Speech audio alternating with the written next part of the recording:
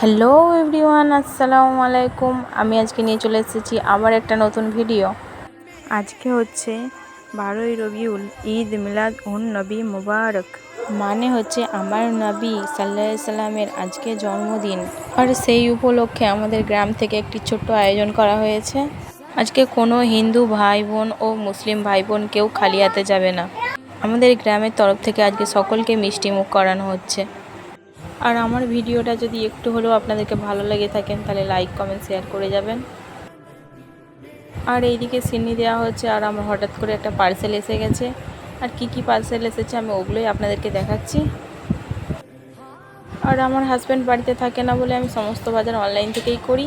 আর এইদিকে দুপুর হয়ে গেছে, আমি গোসল করে নামাজ পড়ার জন্য রেডি হয়ে গেছি। আজকে দুপুরবেলায় আমি কোনো কিছুই রান্না করিনি, আজকে যেহেতু রোজা আছে তাই আমি রোজা রেখেছি। আর মেয়ের জন্য অল্প একটু ভাত প্রেসার কুকারে রান্না করে নিয়েছি। আর আমার নবী, দয়ার নবী সাল্লাল্লাহু আলাইহি সাল্লাম আমাদের জন্য যে এত কিছু করেছে, আমরা তেনার জন্য কোনো কিছুই করতে পারিনি। তাই আজকে আমি রোজা রাখছি, আর যতটুকু সম্ভব সারাদিন নামাজ কোরআন এগুলোই করব। আমরা যাই করি না কেন তেনার কোনো ঋণ আমরা কোনোদিনই শোধ করতে পারবো না।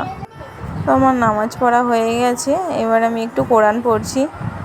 এদিকে আমার মেয়ে ঘুমিয়ে গেছে ও আমি এখন ফাঁকা আছি, তাই বসে একটু কোরআন পড়ে নিচ্ছি। আমার নামাজ কোরআন সমস্ত কিছু পড়া হয়ে গেছে। আমি বসে বসে একটু তাসবিহ গুনছি, আর তাসবিহটা গোনা হয়ে গেলে একটু ঘুমিয়ে যাব। ঘুম থেকে উঠে আসরের আজান দিলে আবার নামাজ পড়ে রান্না বাড়া করব। আমার হাতে যে তাসবিহটা দেখছো না, এটা ফুরফুরা শরীফ থেকে আমার হাজব্যান্ড আমাকে এনে দিয়েছে। কি সুন্দর দেখতে লাগছে না? আমার তাসবিহ পড়া হয়ে গেছিলো।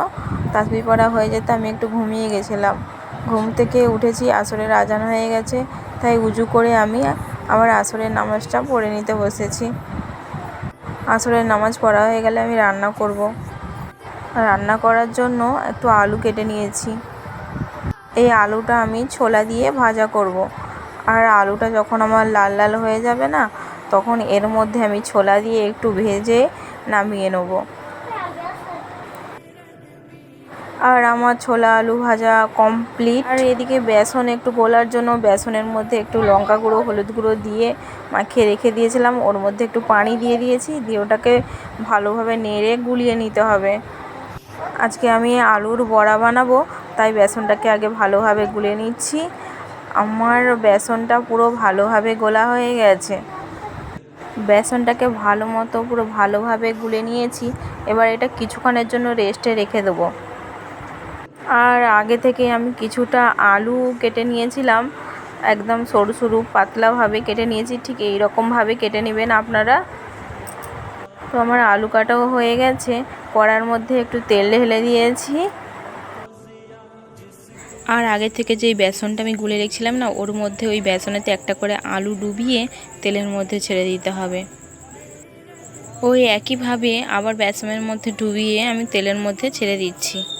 তেলের মধ্যে দিয়ে ওগুলো বেশ কিছুক্ষণ সময় লাগিয়ে ভালোভাবে লাল লাল করে ভেজে নিতে হবে। প্রায় 2 থেকে 3 মিনিট ধরে এটা ভাজছি। এটাকে ভালোভাবে ভাজতে হবে কিছুক্ষণ সময় নিয়ে, নাহলে আলুগুলো কাঁচা রয়ে যাবে ভেতরে। তো আমার বেশ কিছুক্ষণ ধরে ভাজার পর আমার এগুলো একটু লাল লাল হয়ে গেছে। আমি একটা তুলে দেখাচ্ছি। ঠিক এরকম যখন কালার হবে তখন ভাববেন পুরো রেডি। আর আজকে যেহেতু রোজা রেখেছি, আমাকে না কোনো তরকারি খেতে ইচ্ছা করছে না, তাই একটু আলু ভাতে দিয়ে ভাত রান্না করে দিচ্ছি। ফ্রিজের মধ্যে একটু মাংস রান্না রয়েছে। আর প্রত্যেক দিন না মাছ মাংস খেতে ইচ্ছাই করছে না আমাকে একদম। এবার প্রায় সন্ধে নেমে এসেছে, তো আমি একটু ইফতারের জন্য শরবত গুলে নেবো। আগে থেকে চিনি পানি গুলে রেখেছিলাম, ওর মধ্যে একটু টক দই ঢেলে দিচ্ছি। তো টক দইটা দেওয়া হয়ে গেছে। এবারে এইটা টক দইটাকে ভালোভাবে ফেটে নিতে হবে কিছুক্ষণ সময় লাগিয়ে। টক দইটা ফাটানো হয়ে গেছে। এবার আমি একটু ইফতার কেটে নিয়েছি। আজকে আমার ইফতারে আছে শসা, ছোলা, কলা, খেজুর। আর আমার শরবত পানি রেডি।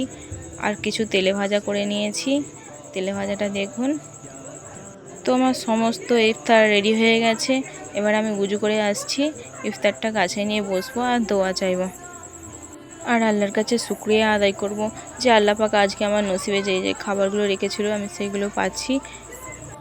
আর এইদিকে আজান হয়ে গেছে।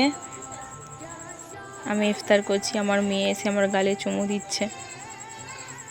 ইফতার করা হয়ে গেছে, আমি মাগরিবের নামাজ পড়ার জন্য রেডি হয়ে গেছি। তো বন্ধুরা, আজকের ভিডিও আমার এই পর্যন্তই। তো বন্ধুরা, আমাকে যদি একটু হলেও ভালোবাসেন আর আমার ভিডিও যদি আপনাদেরকে ভালো লাগেন, প্লিজ একটি লাইক করে যাবেন।